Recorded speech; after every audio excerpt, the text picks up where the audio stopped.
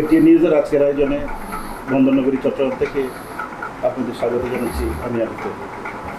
দর্শক, আজকে আমাদের সাথে অতিথি হিসেবে উপস্থিত আছেন বাংলাদেশ জাতীয়তাবাদী দল বিএনপি কেন্দ্রীয় কমিটির চট্টগ্রাম বিভাগীয় সহসাংগঠনিক সম্পাদক, সাবেক কেন্দ্রীয় সদস্য, special assistant two BNP chairperson foreign advisory committee এবং সদস্য বিএনপি মিডিয়া সেল, সমসাময়িক চট্টগ্রামের রাজনীতিতে যিনি খুবই প্রাসঙ্গিক, তুমুল জনপ্রিয় তরুণ রাজনৈতিক নেতা জনাব ব্যারিস্টার মীর হেলাল। ধন্যবাদ ব্যারিস্টার মীর হেলাল আপনাকে এটি নিয়ে আজকে। আপনার কাছে আমার প্রথম প্রশ্ন, আপনি কিভাবে বিএনপির রাজনীতির সাথে যুক্ত হলেন? আপনাকে ধন্যবাদ। আপনার মাধ্যমে এটিএন নিউজের সকল দর্শকবৃন্দকে ধন্যবাদ ও শুভেচ্ছা। আসলে আমার জন্ম তো রাজনৈতিক পরিবারেই। জাগদল থেকে আমার বাবা মীর মোহাম্মদ নাসিরউদ্দিন বিএনপি রাজনীতির সাথে জড়িত। বিএনপির আগে প্রতিষ্ঠা লগ্ন থেকে জাগদল থেকে, পরে যুক্তফ্রন্ট, তারপরে বাংলাদেশ জাতীয়তাবাদী দলে। এই হলো ওনার রাজনৈতিক ক্যারিয়ার। তো আমাদের ছোটোবেলা থেকে বেড়ে ওঠাটাই হয়েছে বিএনপি মানে পরিবেষ্টিত পরিবেশ। সেখানে আমরা দেখেছি যে বিএনপি বা অঙ্গ সংগঠনের বিভিন্ন পর্যায়ের নেতৃবৃন্দ আমাদের বাসায় আসা যাওয়া করছেন, রাজনৈতিক চর্চা হচ্ছে। তো বলতে পারেন বিএনপির আঁতুড়ঘরে আমাদের জন্ম। তো সেই হিসেবে বাবার সাথে থাকতে থাকতে 94 সালে উনি যখন প্রথম মেয়র নির্বাচন করেন, আসলে তখনই আপনি যদি বলেন যে প্র্যাকটিক্যালি পলিটিক্স ইনভলভ হওয়া, ক্যাম্পেইন করা বা ওনার জন্য সাংগঠনিক কার্যক্রম পরিচালনা করা, নির্বাচন পরিচালনা করা, তখন থেকে পথ চলা শুরু। ধীরে ধীরে যে বছর গেছে এ নিয়ে আজকে পর্যন্ত এভাবেই সম্পৃক্ততা। তো বলতে পারেন একভাবে যদি বলি, বিএনপি পরিবারে জন্ম হওয়ার কারণে হয়তো জন্মসূত্রে আমরা বিএনপি রক্তে মিশে গেছে, এভাবেই রাজনীতির সাথে জড়িত হয়ে গেছে। এই পর্যন্ত দলের কী কী দায়িত্ব পালন? আমি যখন বিলাতে পড়তে যাই তার আগে আমি মেয়র ইলেকশনে কাজ করেছি প্রথমবার। দ্বিতীয়বার আমি যখন পাশ করে ফেরত আসি, ব্যারিস্টারি শেষ করে ফেরত আসি 2005-এ আবারও মেয়র ইলেকশন জড়িত, মানে আব্বাকে সাহায্য করি। পরবর্তীতে আমি কিছুদিন বিএনপি চেয়ারপারসনের যে রিসার্চ উইং ছিল বনানীতে, সেখানে আমি ল অফিসার হিসেবে কিছুদিন কাজ করি। তারপরে তো 111 হলো। 111-এর পরে আমরা যখন সবাই কারামুক্ত হলাম, তারপর আমি হাটাজারিতে কাজ করা শুরু করি। প্রথম 2012 সালে মনে হয় আমি বাংলাদেশ সুপ্রিম কোর্ট আইনজীবী ফোরামের জয়েন্ট সেক্রেটারি হই। তারপরে 13 বা 14 সালে সেন্ট্রাল কমিটি হয়, সেখানে আমি সদস্য হই, আহ্বায়ক কমিটির। তারপরে 2016 সালে আমাকে বাংলাদেশ জাতীয়তাবাদী দল জাতীয় নির্বাহী কমিটির সদস্য মনোনীত, কেন্দ্রীয় কমিটির সদস্য মনোনীত করা হয়। তার পরবর্তীতে আমাকে বিএনপি ফরেন অ্যাফেয়ার্স কমিটিতে সদস্য করা হয়। তারপরে আরেকটা নতুন যেটা কমিটি হয়েছে, special assistant two BNP chairperson foreign advisory committee. তারপর সর্বশেষ আমাকে 2024 সালের আমার মনে হয় কোরবানির আগে জুলাই মাসে, মনে হয় জুন মাসে আমাকে বাংলাদেশ জাতীয়তাবাদী দল কেন্দ্রীয় জাতীয় নির্বাহী কমিটির সহসাংগঠনিক সম্পাদক চট্টগ্রাম বিভাগীয় পদের দায়িত্ব দেওয়া হয়। এই মোটামুটি আমার রাজনীতির ধারাবাহিকতা। আপনি নিয়মিতই চট্টগ্রাম সহ সারা বাংলাদেশের রাজনৈতিক ময়দানে ছিলেন। 17 বছরে আপনার যে রাজনৈতিক সংগ্রাম, এই ব্যাপারে যদি কিছু বলতেন। রাজনৈতিক সংগ্রামটা তো দীর্ঘদিনেরই, বাট আপনি যদি বলেন যে এই ফ্যাসিস্ট সরকারের বিরুদ্ধে আমাদের আমার ব্যক্তিগত অভিজ্ঞতা কি, আমি পৃথিবীর বিভিন্ন দেশে ঘোরা হয়েছে বা বিভিন্ন দেশের ব্যাপারে আমরা লেখাপড়া করেছি, কিছু জানার চেষ্টা করেছি। এরকম ফ্যাসিজমের তুলনা দেওয়ার মতো দেশ কিন্তু আজকের দিনে আমি খুঁজে পাচ্ছি না। হয়তো 2014-র আগে পর্যন্ত হলে হয়তো জার্মানি বা এই নাৎজি পিরিয়ডের সাথে তুলনা করতে পারতাম, বাট 2024 সালের জুলাই মাসে যে এই তাণ্ডব তারা ঘটিয়েছে, জুলাই মাস পর্যন্ত, অগাস্টের 5 তারিখ পর্যন্ত, এই ধরনের এত মানে ব্রুট এবং এত নৃশংস স্বৈরাচার সরকার কেউ দেখেছে বলে আমার মনে হয় না, পৃথিবী দেখেনি। এবং আপনি যদি বলেন আমাদের ব্যক্তিগত অভিজ্ঞতা কি, আমি সহ আমার হাজার হাজার সহযোদ্ধা হামলা, মামলা, নির্ঘুম রাত, পালিয়ে থাকা, মিথ্যা মামলা আসামি হওয়া, হাজিরা দেয়া, জেলে যাওয়া, জেল থেকে বের হওয়া, এই পরিবারের থেকে দূরে থাকা, এগুলা সব কিছু মিলে, তারপরে আমাদের বাসা বাড়িতেও আক্রমণ হয়েছে, মানে বসত বাড়িতেও। তারপরে এমন অনেক মামলা হয়েছে, তখন আমরা দেশেও ছিলাম না, হয়তো বাইরে ছিলাম। তো এইগুলোর মধ্যে দিয়ে আসলে চরম নির্যাতন নিপীড়নের মধ্যে দিয়ে কাটাতে হচ্ছে এবং কঠিন সময় গেছে।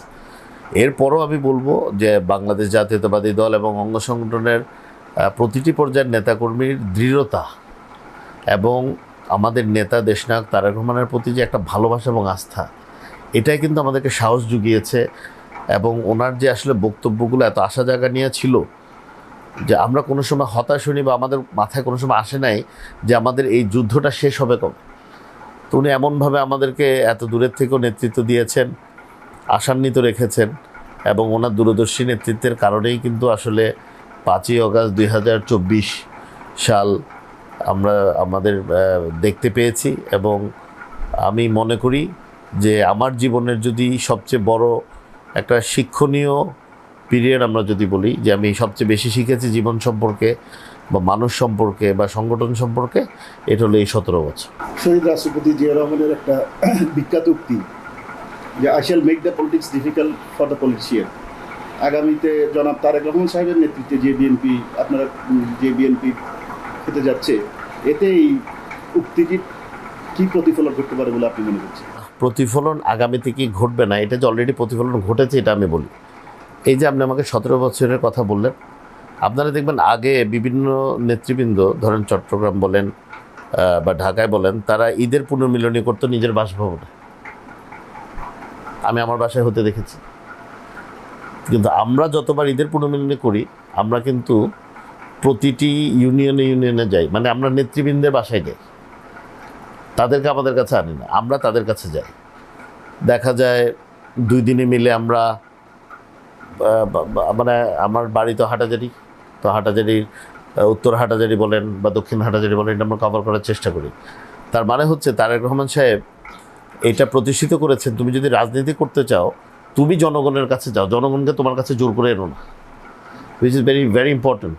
আরেকটা জিনিস হচ্ছে, আজকে আমাদের একটা সভা হলো ওনার সাথে, উনি কিছু দিক নির্দেশনা দিলেন। আমার মনে হয় বাংলাদেশ বহুদিন পরে আরেকজন কিংবদন্তি রাষ্ট্রনায়ক পাবে বলে আমি বিশ্বাস করি।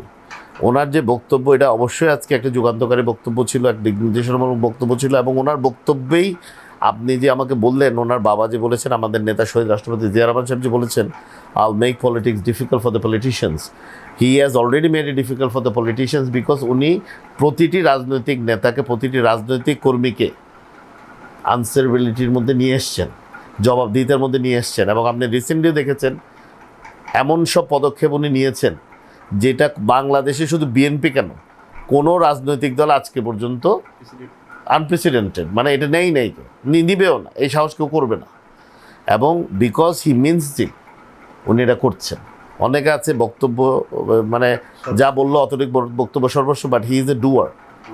উনি he is more of a doer than a speaker. উনি আগে করে দেখান, তারপর উনি বলেন। তো আমি এটা বিশ্বাস করি অন এ পজিটিভ নোট যে he means it, and he will also make it very difficult for the government people, government servants.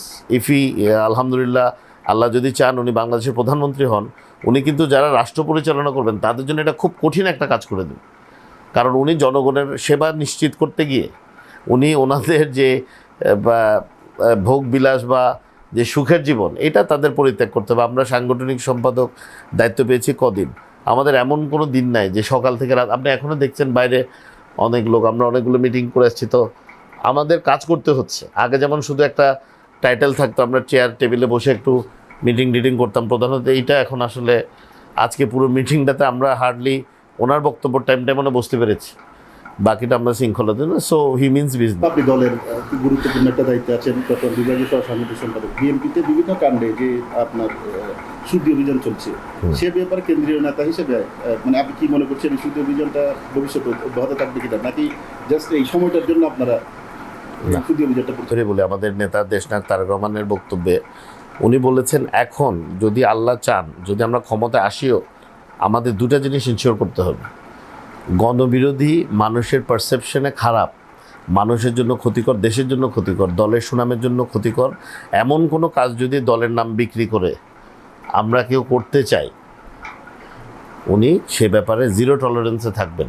এবং একজন রাজনৈতিক কর্মী হিসেবে আজকে উনি খুব কঠিন একটা কথা বলেছেন যে আমার সাবেক সহকর্মী মাত্র একদিনেই একজন লোক যিনি 40 বছর 42 বছর বিএনপির রাজনীতির সাথে সংযুক্ত ছিলেন, ওনার ইচ্ছাকৃত হোক অনিচ্ছাকৃত হোক ভুলের কারণে ওনার দলের সদস্যপদ চলে যাওয়ার পরে দলের নেতাই বলছেন সাবেক সহকর্মী। তো আমার মনে হয় it's a very strong message for everyone in the party যে কোনো ধরনের দুর্বৃত্তায়ন, কোনো ধরনের হঠকারিতা, কোনো ধরনের অপকর্ম বিএনপি বরদাস্ত করবে না। চট্টগ্রামে বিএনপির সাংগঠনিক অবস্থা আপনি কীভাবে বুঝছেন? আগামী নির্বাচনকে সামনে রেখে চট্টগ্রাম বিএনপি কতটুকু প্রস্তুত নির্বাচন? মাত্র আন্দোলন শুরু হওয়ার কয়েকদিন আগে কমিটি দিল দুজনের, দোনোজনই অত্যন্ত অভিজ্ঞ ব্যক্তি। এরশাদুল্লাহ সাহেব অলরেডি জাতীয় নির্বাচন করেছেন 2008-এ, এবং নাজিম রহমান সাহেবও আমাদের মহানগর ছাত্র দলের নির্বাচিত সভাপতি ছিলেন। দীর্ঘদিন ধরে ওরা বিএনপি রাজনীতির সাথে সংযুক্ত আছেন।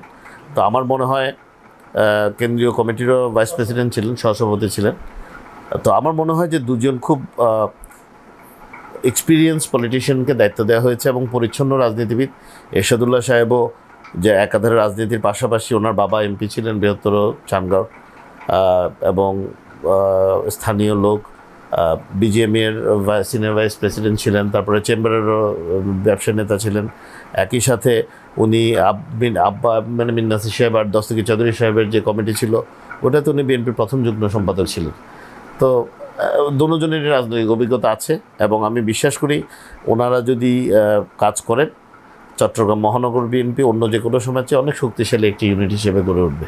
উত্তর দক্ষিণের দক্ষিণ তো মাত্র কমিটি বিলুপ্ত হলো, তো আমি আশা করছি দ্রুততম সময়ের মধ্যে একটি কমিটি হবে। এবং আমি বিশ্বাস করি দক্ষিণে খুব ইন্টারেস্টিং জিনিস হচ্ছে দক্ষিণের প্রত্যেকটা উপজেলা পর্যায়ে কিন্তু বিএনপি খুব স্ট্রং। হয়তো জেলায় এসে কিছু সমন্বয়ের অসুবিধা আগে হয়েছিল, তা আমি বিশ্বাস করি এখন আলাপ আলোচনা করে সর্বজন গ্রহণযোগ্য একটি কমিটি ইনশাল্লাহ হয়ে যাবে। এবং দক্ষিণ চট্টগ্রাম বরাবরই বিএনপির একটি ঘাঁটি, তা আমি বিশ্বাস করি সেটা অব্যাহত থাকবে ভবিষ্যতে। উত্তর তো এটা বিএনপির জন্য ফার্টাইল ল্যান্ড। আমাদের যিনি এখন কনভেনর আছেন জনাব গোলাম আকবর খন্দকার, উনি একাধারে বিএনপি চেয়ারপারসন উপদেষ্টা, এবং উনি এর আগেও দীর্ঘ সময় আব্বার সাথেও সেক্রেটারি ছিলেন উত্তর জেলা, পরবর্তীতে প্রেসিডেন্ট ছিলেন, এবং অনেক পুরনো রাজনীতিবিদ, খুব অভিজ্ঞ রাজনীতিবিদ। তো উনি যেহেতু আহ্বায়ক কমিটি, আমাদের উত্তরে অলমোস্ট সব ইউনিটি কাউন্সিলের জন্য প্রস্তুত। কাউন্সিল হওয়ার কথা ছিল কিন্তু আন্দোলন সংগ্রামের কারণে হয়নি। কাউন্সিলের মাধ্যমে ইনশাল্লাহ আমরা উত্তর কমিটিটা করে ফেলব। আগামী যে নির্বাচন আমরা সামনে আশা করছি, সেই নির্বাচনে বিএনপি কি আগের মতো ব্যবসায়ীদেরকে মনোনয়নের ব্যাপারে গিয়ে থাকবে, নাকি দলের যে ত্যাগী নেতাকর্মী যারা এই 17.5 বছর জুলুম নির্যাতনের শিকার হয়েছে তাদেরকে মনোনয়নের ব্যাপারে অগ্রাধিকার দিবে? ব্যবসায়ীদের দল, এটা ব্যবসায়ীদেরকে আমি খুব খারাপভাবে দেখি না, কারণ বিএনপি হলো যারা রাজনীতি বিক্রি করে খায় তাদের দল না। বিএনপি হচ্ছে কিছু মানুষের দল যারা নিজে একটা পেশা আছে, ওই পেশার থেকে স্বেচ্ছায় দেশের কল্যাণে মানুষের কল্যাণে রাজনীতিতে আসে এবং সমাজসেবা বলেন বা রাজনীতি কর্মকাণ্ডে বলেন নিজের পয়সা খরচ করে হয়তো দেশকে এবং জাতিকে সার্ভিস দিতে চায়। তো বিএনপি বরাবরই যারা পদায়ন করা হয়েছে, যারা আন্দোলন সংগ্রামে সক্রিয় ছিল তাদেরকে পদায়ন করা হয়েছে, এবং আমি বিশ্বাস করি দেশনায়ক তারেক রহমান অত্যন্ত বিচক্ষণ নেতা এবং দূরদর্শী নেতা। উনি মনোনয়ন দেওয়ার ব্যাপারে অবশ্যই যারা ত্যাগী, যারা আমাদের দলের জন্য নিবেদিত প্রাণ, যারা সৎ এবং স্বচ্ছ ব্যক্তিত্ব এবং যারা দেশের জন্য কন্ট্রিবিউট করতে পারবে, যারা পার্টির জন্য কন্ট্রিবিউট করতে পারবে, উনি তাদেরকে মনোনীত করবেন ইনশাআল্লাহ। উপদেষ্টা নাহিদ ইসলাম বলেছেন আওয়ামী লীগের বিচার ছাড়া পুনর্বাসন সম্ভব নয়। আপনি একজন বিএনপির দায়িত্বশীল নেতা হিসেবে, কেন্দ্রীয় নেতা হিসেবে আপনি এই ব্যাপারটাকে কীভাবে দেখছেন? একজন আইনজীবী, একজন সমাজকর্মী এবং একজন রাজনৈতিক কর্মী হিসেবে আমি কিছু কথা বলতে চাই। বাংলাদেশে যে নির্যাতন, যে নিপীড়ন, যে লুট, যে ধর্ষণ, যে হত্যা, যে গুম আওয়ামী লীগ করেছে, এইগুলা তো নজিরবিহীন। বিচার বহির্ভূত হত্যাকাণ্ড, ইনফোর্স ডিসঅ্যাপিয়ারেন্সেস, এগুলা তো রেকর্ড ছাড়িয়ে গেছে, পৃথিবীর কোনো দেশে এটা নাই। প্লাস এই যে ব্যাংক লুট বলেন, মানি লন্ডারিং বলেন, এগুলো তো it has broken all records in the world. একেবারে গিনিস বুকে মনে হয় নাম চলে যাওয়ার মতো অবস্থা। তাহলে এরকম একটা দল, একটা সন্ত্রাসী দল, যারা তাদের অবৈধভাবে ক্ষমতা থাকাকালীন সময় তাদের প্রধানমন্ত্রী থেকে শীর্ষ নেতৃত্ব ওপেনলি বলেছে মানুষ হত্যা করতে, তো এই দলের তো বিচার হওয়া লাগবে। এক, দলীয়ভাবে বিচার হওয়া লাগবে বাংলাদেশ আওয়ামী লীগের, কারণ তারা অবশ্যই, আমি মনে করি সন্ত্রাস বিরোধী যে আইন আছে এই আইনে তারা একটি নিষিদ্ধ হওয়ার মতো দল, কারণ তারা একটা সন্ত্রাসী দল। আবার ব্যক্তি পর্যায়ে গিয়েও এদের সবার বিচারের সম্মুখীন করতে হবে। পুনর্বাসন আদৌ করবে কি করবে না এটা ডিসাইড করবে বাংলাদেশের জনগণ, কিন্তু দল হিসেবে আওয়ামী লীগ নিষিদ্ধ হওয়ার মতো একটি দল, এই প্রক্রিয়া সরকারের নিশ্চিত করা উচিত। কারণ এই সরকার ছাত্র জনতার আন্দোলন পরবর্তীতে যেখানে বিএনপি সরাসরি ছাত্রদের প্রোটেকশনের জন্য আমাদেরকে মাঠে থাকতে বলেছে, আমাদের বিএনপি সহ সকল অঙ্গ সংগঠন মাঠে থেকেছে, আমাদের অলরেডি 100-র কাছাকাছি লোক এই শুধু 1 মাসের মধ্যে নিহত হয়েছে। এটা তো আমরা এমনি এই আত্মদান তো এমনি না। আমরা অবশ্যই আওয়ামী লীগের বিচার চাই, অবশ্যই আওয়ামী লীগকে আইনের আওতায় আনতে হবে, তাদের নিষিদ্ধ করতে হবে। এবং যে ব্যক্তিরা দোষী আছে, যারা খুনের মামলা হচ্ছে, বাংলাদেশে আপনি দেখেছেন বিভিন্ন অলরেডি মার্ডার কেসেস হচ্ছে, এগুলার তো সাজা হতে হবে। এবং আমরা বলি না justice must be seen to be done, অবশ্যই এটা দৃশ্যমান হতে হবে যে বিচার হচ্ছে। তারপরে পাবলিক ওরা নতুন নামে আসলে অ্যাকসেপ্ট করবে কি করবে না, আমরা গণতন্ত্রে বিশ্বাস করি, এটা তো জনগণের উপর ছেড়ে দেব। তারুণ্যের একজন প্রতিনিধি হিসেবে ভবিষ্যতে কেমন বাংলাদেশ করতে? আমরা একটি বৈষম্যহীন, সম্প্রীতি এবং সৌহার্দ্যের বাংলাদেশ চাই। আমরা একটি উন্নয়নমুখী অর্থনীতি চাই। আমরা একটি প্রগতিশীল রাষ্ট্র চাই, যেখানে আমার আপনার সকলের সকল অধিকার নিশ্চিত থাকবে, আমাদের বাকস্বাধীনতা থাকবে, আমাদের মানে নির্দ্বিধায় নিজের ওপিনিয়নটা যেন আমরা ব্যক্ত করতে পারি, নিজের মতামত যেন ব্যক্ত করতে পারি, সেই অবস্থাটা থাকবে। এবং সর্বোপরি আমরা একটি মডেল স্টেট যেভাবে চলে, যেখানে প্রত্যেকটা নাগরিক সুখে শান্তিতে সমৃদ্ধিতে থাকতে পারে, এরকম একটি রাষ্ট্র আমরা আশা করি। এবং এই ক্ষেত্রে এই যে আজকে নতুন নতুন কথা বলছে রাষ্ট্র মেরামত, বাংলাদেশ জাতীয়তাবাদী দল 2023 সালের জুলাই মাসেই এই রাষ্ট্র মেরামতের 31 দফা অলরেডি রোডম্যাপ দিয়ে দিয়েছে। এবং এটা একটা শর্ট ইয়েও আছে, আবার একটা মানে এলাবোরেটেড ফরম্যাটও আছে। তো বাংলাদেশ আজকে যা চিন্তা করছে, বাংলাদেশ জাতীয়তাবাদী দল 1 বছরের আগে কিন্তু তাই এটা চিন্তা করে অলরেডি জনগণের কাছে পৌঁছে দিয়েছে। তো আমরা কীরকম বাংলাদেশ চাই, আমাদের 31 দফার মধ্যেই এটা কিন্তু রিফ্লেকশন আছে। এবং যে কোনো বাংলাদেশি যদি 31 দফাটা পড়ে, কোনোভাবেই তারা এটা নিয়ে বিতর্ক করার কোনো সুযোগ আছে বলে আমি মনে করি না। এই 31 দফা যদি আমরা বাস্তবায়ন করতে পারি, অবশ্যই বাংলাদেশ সোনার বাংলাদেশে পরিণত হবে ইনশাল্লাহ। সামনে নির্বাচন পরবর্তী ভবিষ্যতে যদি আপনার দল সরকার গঠন করে, সেক্ষেত্রে যদি আপনাকে রাষ্ট্রীয় কোনো গুরুত্বপূর্ণ দায়িত্ব দেওয়া হয়, চট্টগ্রামের উন্নয়নে কোন বিষয়গুলোকে আপনি অগ্রাধিকার হিসেবে দেখেন? আল্লাহ যদি চায় এবং যদি একটি সুষ্ঠু নির্বাচন, আমি বিশ্বাস করি বাংলাদেশ জাতীয়তাবাদী দল মিনিমাম 2/3 মেজরিটি নিয়ে ক্ষমতায় আসবে। এখন with power comes responsibility.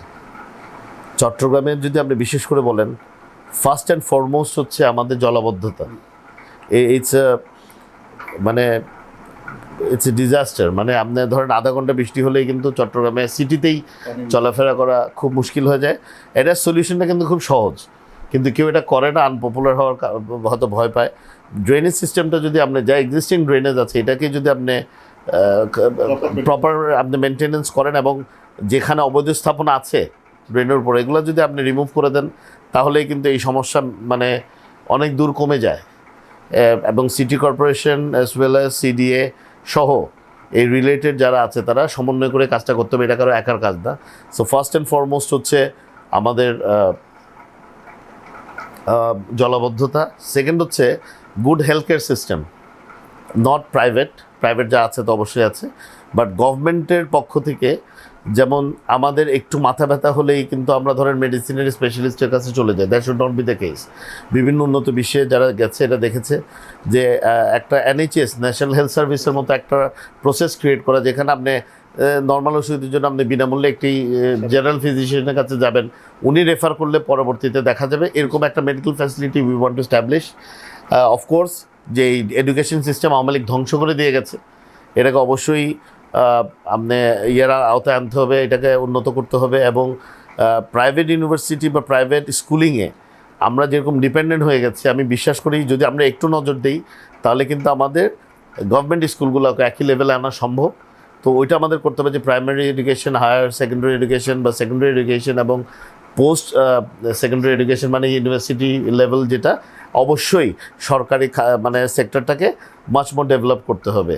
R of course বিচার ব্যবস্থা তো চট্টগ্রামে যা আছে, বা ইনফ্রাস্ট্রাকচারাল কিছু কাজ করতে হবে, রাস্তাঘাট করতে হবে যেখানে প্রয়োজনীয়, প্লাস কক্সবাজার চিটং যে রেলওয়ে আছে এটাকে আরও ইমপ্রুভ করতে হবে যাতে যাতায়াতেরও সুবিধা হয়। এরকম কিছু বেসিক কাজ তো মাথায় আছে, ইনশাল্লাহ যদি সুযোগ হয় চেষ্টা করব। একটি নিউজের মাধ্যমে দেশবাসীকে যদি আপনার সর্বশেষ কিছু বলার থাকে। দেশটা আমার, আপনার, আমাদের সকলের। আমাকে দোষারোপ করে বা আপনাকে দোষারোপ করে কিন্তু দেশকে নিয়ে সামনে এগোনো যাবে না। আমাদের উচিত যার যার অবস্থান থেকে দেশের জন্য, দেশের উন্নতির জন্য, দেশের উন্নয়নের জন্য এবং বর্তমানে দেশে যে পরিস্থিতি আছে এই পরিস্থিতি থেকে উত্তরণ করে বাংলাদেশকে একটি স্থিতিশীল অবস্থা নেওয়ার জন্য এবং গণতান্ত্রিক রাষ্ট্রকে ফেরত আনার জন্য আমাদের সকলের সম্মিলিতভাবে প্রচেষ্টা করা উচিত। এবং আবারও বলি, গণতন্ত্রের কোনো বিকল্প নেই। এখন যে ব্যবস্থা আছে এটা দেশের জন্য প্রয়োজন ছিল, কারণ আওয়ামী লীগ যে জায়গায় নিয়ে গেছিলো এভাবে দেশটা রাষ্ট্র চলতে পারে না। বাট আমি আশা করব ডক্টর মোহাম্মদ ইউনূস সাহেব অত্যন্ত সম্মানিত ব্যক্তিত্ব, শুধু বাংলাদেশের নয় পৃথিবী জোড়া। উনি আমাদের হাটাজারির সন্তান, উনি নোবেল লরিয়েট এবং উনি বাংলাদেশের জন্য অনেক কিছু করেছেন থ্রু হিজ গ্রামীণ কল্যাণ অ্যান্ড অল হিজ অর্গানাইজেশনস। পৃথিবীর জন্য হি হ্যাজ কন্ট্রিবিউটেড আ লট। আমি আশা করি উনি বাংলাদেশকে একটি দ্রুততম সময়ের মধ্যে একটি গণতান্ত্রিক প্রক্রিয়ায় ফেরত নিয়ে যাওয়ার জন্য ওনার ভূমিকা রাখবেন এবং বাংলাদেশ ওনার অবদান আজীবন মনে রাখবেন। ধন্যবাদ ব্যারিস্টার আপনাকে, আপনি আপনার মূল্যবান সময় একটি নিউজকে দিয়েছেন। দর্শক, আজকে আমাদের অনুষ্ঠান আমরা এখানেই শেষ করছি। দেখা হবে ভবিষ্যতে নতুন কোনো অতিথির সাথে, নতুন কোনো আয়োজন। আল্লাহ হাফিজ।